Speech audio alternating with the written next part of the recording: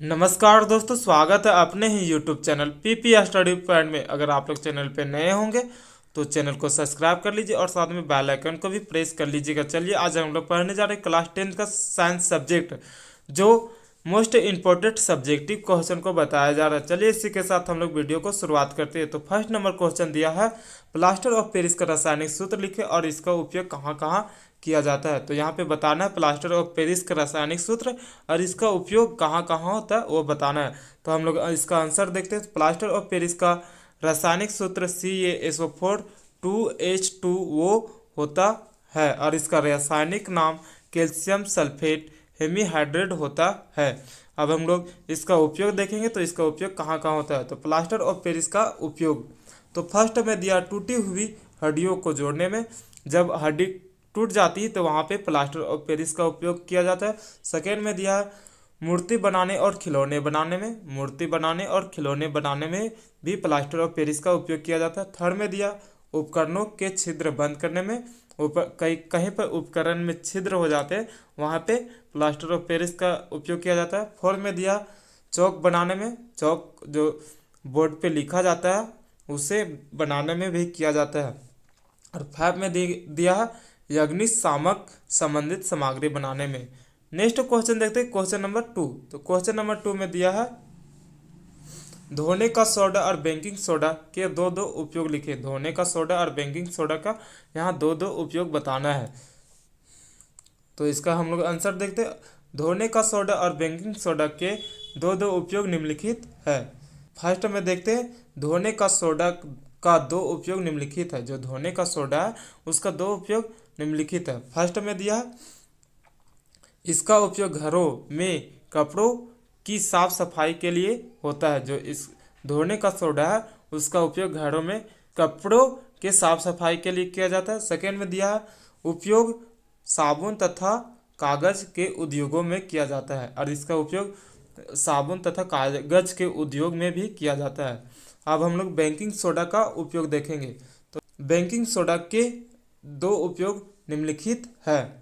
तो फर्स्ट में इसका दिया इसका उपयोग पावरोटी तथा केक बनाने में किया जाता है। जो बेकिंग सोडा है उसका उपयोग पावरोटी तथा केक बनाने में किया जाता है। और सेकेंड में दिया इसका उपयोग अग्निशामक यंत्र बनाने में भी किया जाता है। नेक्स्ट क्वेश्चन देखते हैं, क्वेश्चन नंबर 3। तो क्वेश्चन नंबर 3 में पूछा है सोडियम को किरोसिन तेल में डुबोकर क्यों रखते हैं। तो अब जो सोडियम है उसे किरोसिन तेल में क्यों डुबोकर रखा जाता है। तो अब हम लोग इसका आंसर जान लेते हैं। सोडियम अत्यंत ज्वालाशील पदार्थ है। यह वायु के संपर्क में आते ही जलना शुरू कर देता है। इसीलिए सोडियम को किरोसिन तेल में डुबाकर रखा जाता है ताकि ऑक्सीजन से संपर्क टूट जाए और सोडियम सुरक्षित रहे। सोडियम जो है वह बहुत ही ज्वालाशील पदार्थ है, इसीलिए सोडियम को किरोसिन तेल में डुबोकर रखा जाता है जिससे वायु से उसका संपर्क टूटा रहता है। नेक्स्ट क्वेश्चन देखते हैं, क्वेश्चन नंबर 4। तो क्वेश्चन नंबर 4 में पूछा है निम्न पदों की परिभाषा लिखे। जो नीचे दिया गया है उसका परिभाषा लिखना है। तो फर्स्ट में पूछा खनिज, सेकेंड में पूछा अयस्क, थर्ड में पूछा है गैंग।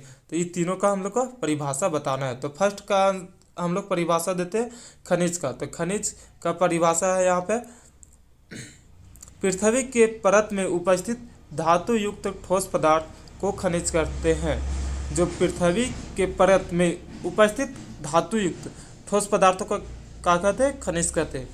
अब हम लोग सेकेंड में देखते हैं। सेकेंड में दिया है अयस्क। तो अयस्क का डिफिनेशन हम लोग जान लेते हैं। तो अयस्क का डिफिनेशन होता है जिस खनिज से किसी धातु को प्रचुर मात्रा में कम खर्च पर आसानी से प्राप्त किया जा सके वह खनिज उस धातु का अयस्क कहलाता है। जिस खनिज को कम खर्च में ही आसानी से प्राप्त किया जा सके वह खनिज अयस्क कहलाता है। यहाँ पे एग्जाम्पल दिया, एग्जाम्पल ने लिखा गया। एग्जाम्पल में है एल्युमिनियम का अयस्क बॉक्साइड होता है। जो एल्युमिनियम का अयस्क है वह बॉक्साइड होता है। अब हम लोग थर्ड नंबर का डिफिनेशन जान लेते हैं। तो थर्ड में पूछा गैंग, गैंग का डिफिनेशन देख लेते हैं। तो गैंग का डिफिनेशन है अयस्क के साथ उपस्थित अशुद्धियों को गैंग कहते हैं। जो अयस्क के साथ उपस्थित अशुद्धियों को गैंग कहते हैं। नेक्स्ट क्वेश्चन देखते हैं, क्वेश्चन नंबर 5। तो क्वेश्चन नंबर 5 में पूछा ओजोन क्या है तथा यह किस पारितंत्र को किस प्रकार प्रभावित करता है, यहाँ पे बताना ओजोन क्या है और यह किस पारितंत्र को प्रभावित करता है। तो हम लोग इसका आंसर जान लेते हैं। ओजोन ऑक्सीजन का एक अपरूप है, इसका अनुसूत्र O3 होता है। ओजोन है जो ऑक्सीजन का अपरूप है और इसका अनुसूत्र O3 होता है।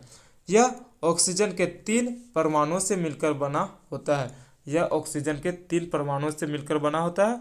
और ओजोन परत वायुमंडल के बाहरी सतह में पाया जाता है। जो ओजोन परत है वह वायुमंडल के बाहरी सतह में पाया जाता है, जो हमें परावैंगनी विकिरणों से रक्षा प्रदान करती है। जो हमें परावैंगनी विकिरण होते हैं उससे रक्षा प्रदान करती है। परावैंगनी विकिरण हमारे लिए बहुत हानिकारक है, इस बार यह पारितंत्र को नष्ट होने से बचाता है। जो सूर्य से आने वाले परावैंगनी विकिरण से हमें रक्षा प्रदान करती है। नेक्स्ट क्वेश्चन देखते हैं, क्वेश्चन नंबर 6। क्वेश्चन नंबर 6 में पूछा है अनवीकरणीय ऊर्जा स्रोत क्या है, कोई 2 उदाहरण दे। यहाँ पे बताना है अनवीकरणीय ऊर्जा स्रोत क्या है और उसका कोई 2 उदाहरण भी देना है। तो हम लोग इसका आंसर देख लेते हैं। तो आंसर में दिया गया है अनवीकरणीय ऊर्जा स्रोत ऊर्जा के वे स्रोत है जिसका भंडार सीमित है। अनवीकरणीय ऊर्जा स्रोत वे स्रोत है जिसका भंडार सीमित है और वे आने वाले समय में खत्म हो जाएंगे। और आने वाले समय में अनवीकरणीय ऊर्जा स्रोत खत्म हो जाएगा और एक बार खत्म हो जाने के बाद दोबारा उसे नहीं बना सकते हैं।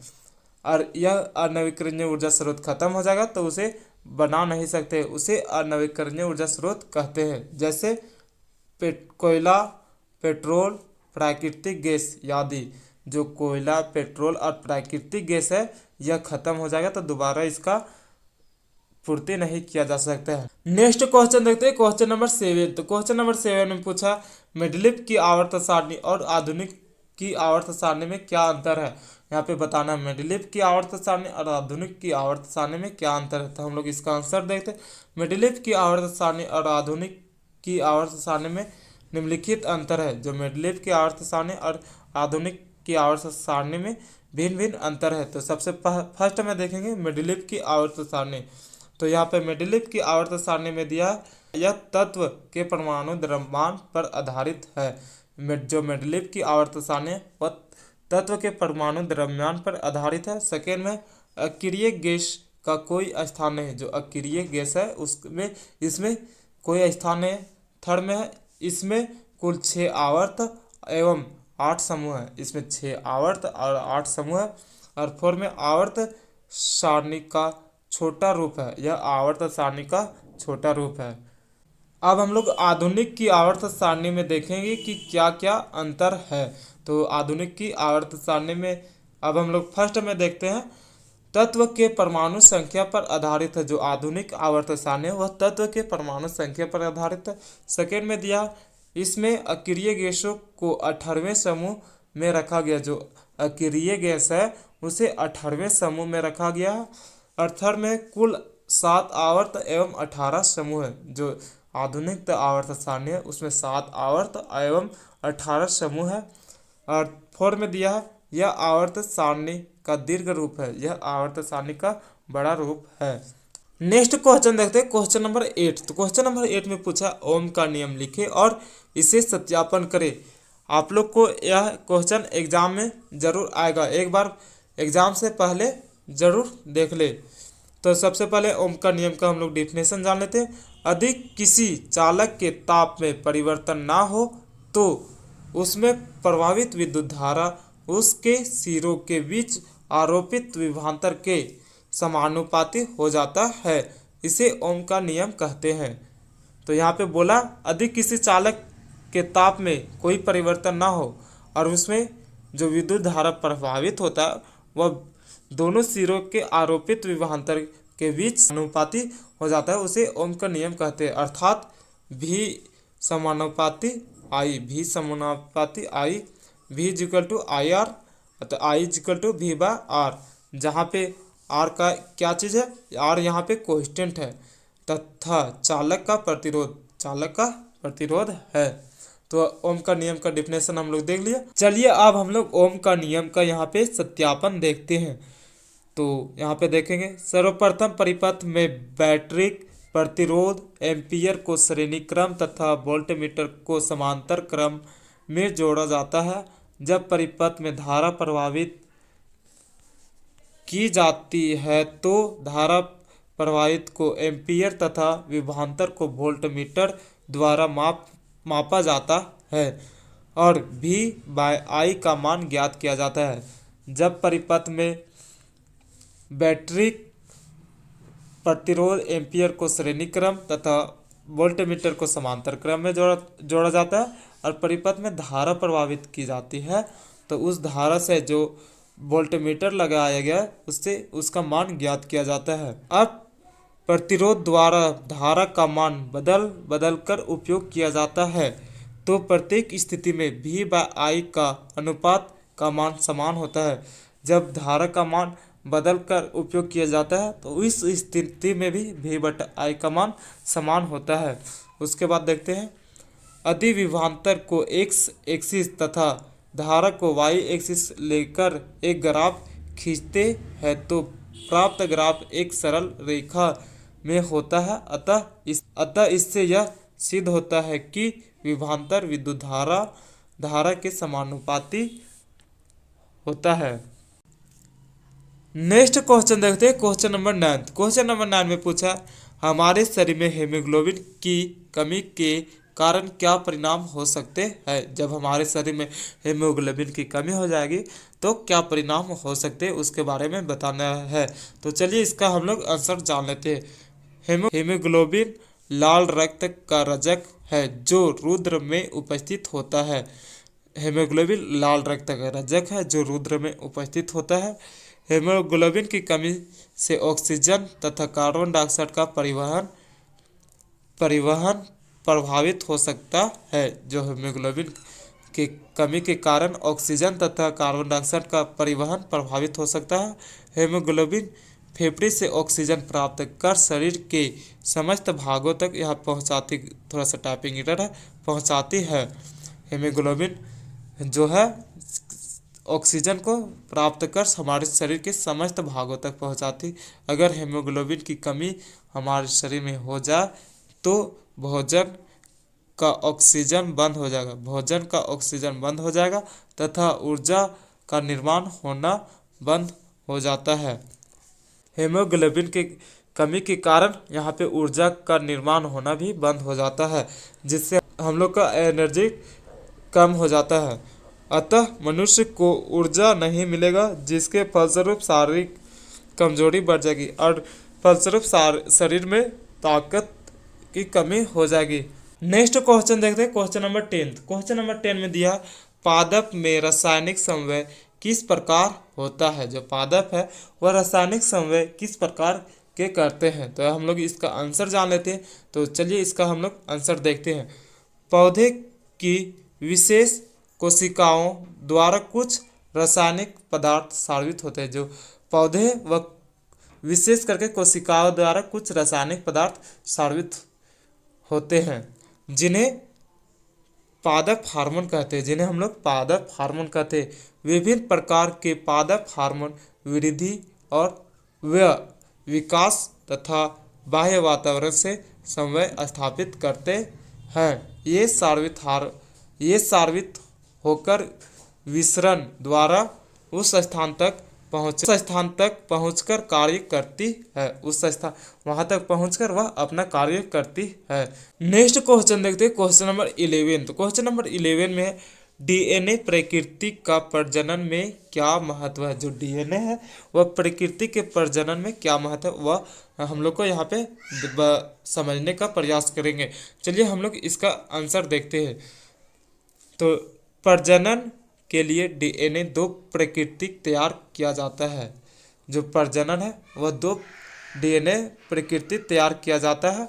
इसके लिए कोशिकाएं रासायनिक अभिक्रिया करती है। इसके लिए जो कोशिकाएं हैं वह रासायनिक अभिक्रिया करती है जिसमें डीएनए की 2 प्रकृति बन जाती है, जिससे डीएनए का 2 प्रकृति बन जाते हैं। ये दोनों प्रकृतियाओं अलग होकर दो कोशिकाओं का निर्माण, ये दो जो प्रकृतियाँ हैं वो अलग होकर दो कोशिकाओं का निर्माण करती है। इस प्रकार प्रजनन दोनों कोशिकाएं को बनाने के लिए डीएनए का प्रकृति आवश्यक है। इस प्रकार प्रजनन दोनों कोशिकाओं को बनाने के लिए डीएनए के लिए आवश्यक है। नेक्स्ट क्वेश्चन देखते हैं, क्वेश्चन नंबर 12। तो क्वेश्चन नंबर 12 में है लैंगिक जनन और अलैंगिक जनन में 5 अंतर लिखे। लैंगिक जनन और अलैंगिक जनन में 5 अंतर हम लोग को यहाँ पे बताना। चलिए हम लोग इसका आंसर देखते हैं।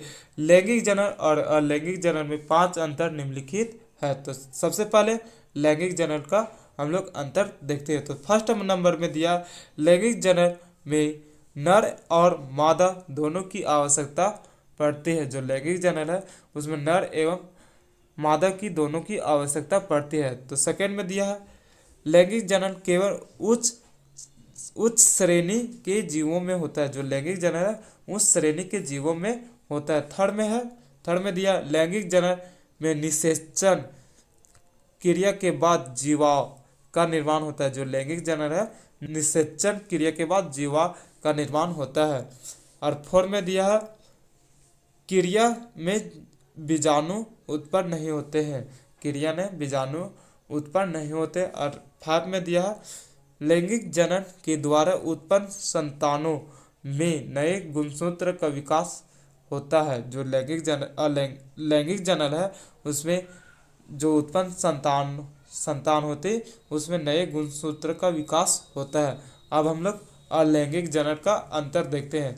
तो अलैंगिक जनन का फर्स्ट में दिया है अलैंगिक जनन में नर और मादा दोनों की आवश्यकता नहीं पड़ती है। जो अलैंगिक जनन है उसमें नर एवं मादा का दोनों की आवश्यकता नहीं पड़ती है। सेकेंड में दिया अलैंगिक जनन केवल निम्न श्रेणी के जीवों में होता है। जो अलैंगिक जनन है वह केवल निम्न श्रेणी के जीवों में होता है। अब हम लोग थर्ड पॉइंट में देखते हैं। तो थर्ड में दिया है अलैंगिक जनन में निषेचन की क्रिया नहीं होती। जो अलैंगिक जनन है उसमें निषेचन क्रिया नहीं होता है। और फोर्थ पॉइंट में दिया है इस क्रिया में बीजाणु उत्पन्न हो सकते हैं। जो इस क्रिया में है बीजाणु उत्पन्न हो सकते हैं। और फाइव पॉइंट में दिया अलैंगिक जनन के द्वारा उत्पन्न संतानों में नए गुणसूत्र का विकास नहीं होता। जो अलैंगिक जनन है उसमें नए गुणसूत्र का विकास नहीं होता। आप लोग को जितना भी क्वेश्चन बताया गया है वह एग्जाम के लिए इम्पोर्टेंट क्वेश्चन है। आप लोग एग्जाम से पहले एक बार जरूर देख लीजिएगा और अपने दोस्तों में जरूर शेयर कीजिएगा। धन्यवाद।